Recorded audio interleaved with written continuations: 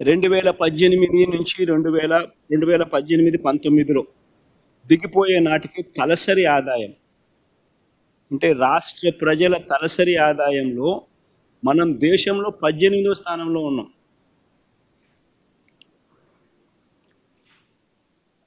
తలసరి ఆదాయంలో మనం దేశంలో 18వ స్థానంలో ఉంటే చంద్రబాబు నాయుడు గారి హయాంలో, అదే వైఎస్ఆర్సీపీ హయాం వచ్చేసరికి ఆ 5 సంవత్సరాల కాలంలో వైఎస్ఆర్సీపీ ప్రభుత్వం దిగిపోయే నాటికి తలసరి ఆదాయంలో ఏకంగా 15వ స్థానానికి పెరిగాం. డేటా 2022-23 దాకా డేటా వాళ్ళు ఇచ్చినారు. ఆ డేటా ప్రకారం మీరే చూసుకోండి.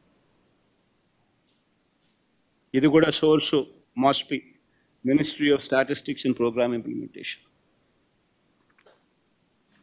అంటే ఎవరి హయాంలో ఆర్థిక విధ్వంసం జరిగింది, ఎవరి హయాంలో ప్రజలు బాగుపడ్డారు అని చెప్పడానికి ఈ డేటా.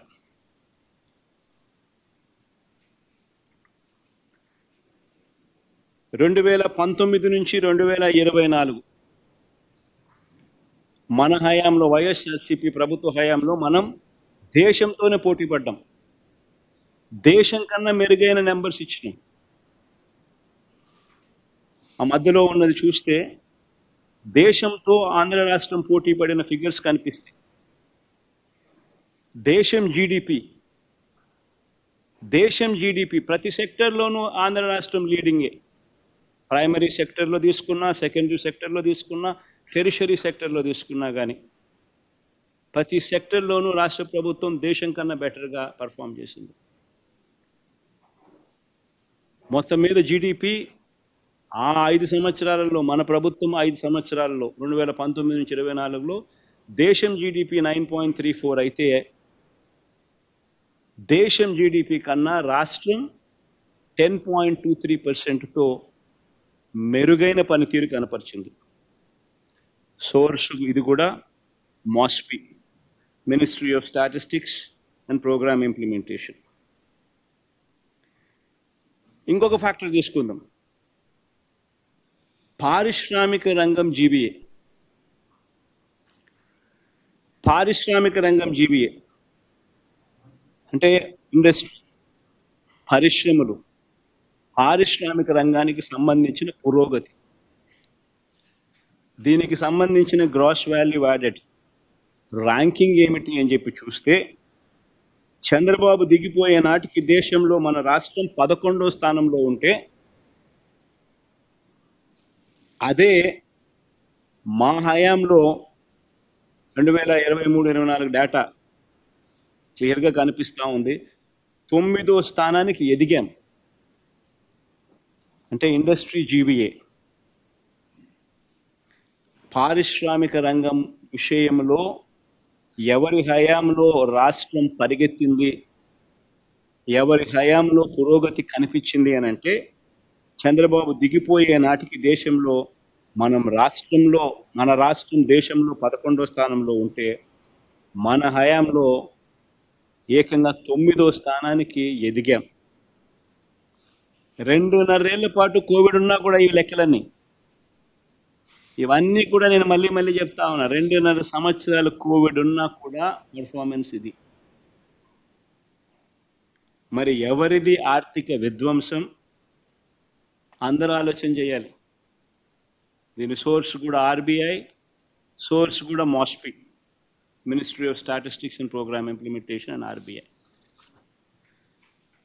తర్వాత ఇంకొకటి ఫ్యాక్టర్ కూడా తీసుకొస్తాం. ఈ మధ్యకాలంలో మొన్న చంద్రబాబు నాయుడు గారు ప్రజెంటేషన్ ఇస్తూ ఇక్కడ కూడా వక్రీకరణే, ఆయన ప్రతి అడుగు వక్రీకరణ, ప్రతి అడుగు అబద్ధం, ప్రతి అడుగు మోసం.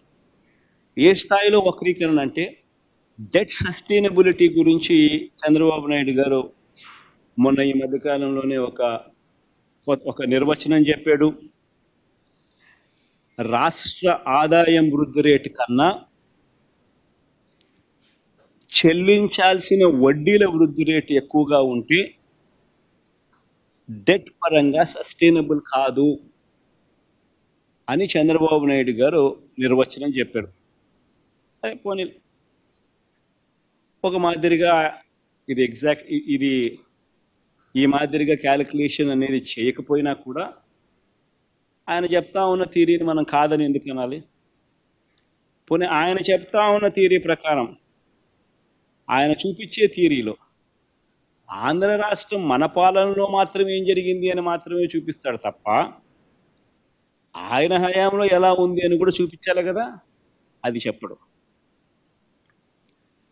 ఇదే డెట్ సస్టైనబిలిటీ గురించి ఒకసారి గమనించినట్టయితే 2014 నుంచి 19 నాటికి, అంటే చంద్రబాబు నాయుడు గారి హయాంలో ఎలాంటి కోవిడ్ లేదు, ఎలాంటి పాండమిక్ లేదు. ఇవన్నీ ఏవీ లేకపోయినా కానీ చంద్రబాబు నాయుడు గారి పరిస్థితి ఏమిటి అని చెప్పి చూస్తే, ఒక్కసారి గమనించినట్లయితే ఇక్కడ కేంద్ర ప్రభుత్వం కంపారిజన్ ఒకసారి ఫస్ట్ చేద్దాం. కేంద్ర ప్రభుత్వం గుణాంకాలు ఒక్కసారి గమనిద్దాం. కేంద్ర ప్రభుత్వం గుణాంకాలు పరిశీలిస్తే, కేంద్ర ప్రభుత్వం చంద్రబాబు నాయుడు గారి మాదిరిగా ఆ 5 సంవత్సరాలు లెక్కలోకి వేసుకుంటే పరిస్థితి ఏమనిపిస్తుంది? కేంద్ర ప్రభుత్వం కట్టిన వడ్డీల వృద్ధి రేటు 9.26% అయితే, కేంద్ర ప్రభుత్వానికి సంబంధించిన కంపౌండెడ్ యాన్యువల్ గ్రోత్ రేట్ అంటే వృద్ధి రేటు జీడిపిలో 10.97%. అంటే మంచిదే. దేశం వృద్ధి రేటు కట్టాల్సిన వడ్డీల వృద్ధి రేటు కన్నా ఎక్కువగా ఉంది. ఇది చంద్రబాబు నాయుడు చెప్పిన థియరీ ప్రకారం బాగానే ఉంది అని చెప్పి అనిపించే ఒక డేటా. మరి ఇదే మాదిరిగానే చంద్రబాబు నిర్వచనం ప్రకారం ఇదే మాదిరిగా చంద్రబాబు గారి హయాంలో ఎలా ఉంది అని కూడా ఒక్కసారి గమనిస్తే, చంద్రబాబు గారి హయాంని దాచిపెట్టాడు చంద్రబాబు నాయుడు గారు, తెలివిగా ఇది చూపించాల. చంద్రబాబు నాయుడు గారు దిగిపోయే నాటికే రాష్ట్రం పరిస్థితి ఏంటంటే, కట్టాల్సిన వడ్డీల వృద్ధి రేటు 15.43% ఉంటే, రాష్ట్ర ప్రభుత్వంలో GSDP growth rate, compounded annual growth rate పెరుగుదల ఎంత అంటే 13.46. అంటే ఈ థియరీ ప్రకారము, చంద్రబాబు నాయుడు గారు చెప్పిన థియరీ ప్రకారము, డెట్ సస్టైనబిలిటీ అన్నది చంద్రబాబు నాయుడు గారు దిగిపోయే నాటికే పరిస్థితి ఇది. అంటే రాష్ట్ర ప్రభుత్వానికి సంబంధించిన జిఎస్డిపి గ్రోత్ రేటు కన్నా కట్టాల్సిన వడ్డీల గ్రోత్ రేటు రాష్ట్రంలో ఎక్కువ ఉంది చంద్రబాబు నాయుడు దిగిపోయే నాటికి. ఇది చంద్రబాబు నాయుడు గారు తెలివిగా పక్కన పెట్టాడు, చూపించాడు. కానీ చంద్రబాబు నాయుడు గారి హయాంలోనే ఈ పరిస్థితి ఉంటే, ఆ తర్వాత మన ప్రభుత్వం 2019-24 వచ్చిన తర్వాత మన ప్రభుత్వంలో కోవిడ్ వచ్చింది. 2.5 సంవత్సరాలు కోవిడ్, అతలాకుతలమైన పరిస్థితులు, రాష్ట్రానికి సంబంధించిన ఆదాయ వనరులు తగ్గుదల కనిపించిన పరిస్థితులు, అనుకోని ఖర్చులు పెరిగిన పరిస్థితులు, రాష్ట్రమే కాదు దేశం కూడా అతలాకుతలమైన పరిస్థితి. అటువంటి 2019 నుంచి 2024లో దేశానికి సంబంధించిన పరిస్థితి ఏమిటి అని ఒక్కసారి గమనిస్తే, దేశానికి సంబంధించిన కంపౌండెడ్ యాన్యువల్ గ్రోత్ రేట్ అంటే వడ్డీలకు సంబంధించిన పెరుగుదల వృద్ధి రేటు 12.80% అయితే, దేశానికి సంబంధించిన growth rate compounded annual growth rate 9.34%. అంటే దాని అర్థం దేశం జీరో సస్టైనబిలిటీలోకి వెళ్ళిపోయింది దీని ప్రకారం.